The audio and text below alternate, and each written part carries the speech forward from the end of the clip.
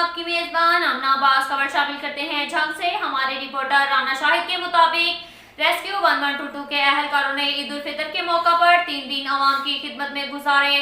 Phone call पर फौरन कार्रवाई की, जिसमें 239 इमरजेंसी कॉल पर अर्जेंट कार्रवाई अमल में लाई गई। 75 रोड ट्रैफिक हादसा को सरअंजाम दिया। 128 मेडिकल केसों को अस्पताल तक पहुंचाया, जो कि एक एहसन इकदाम है। झंग की आवाम ने इनको खराजे तहसीन पेश किया, जो कि एक एजाज है। इसके साथ साथ एक और खबर शामिल करते हैं झंग से। शोरकोट कैंट रेलवे स्टेशन पर चलती ट्रेन पर सवार होने की कोशिश करते हुए खानपुर जिला रहीम यार खान का रिहायशी गुलाम सरवर वल कादिर बख्श उम्र 65 साल मौका पर जाम हक हो गया।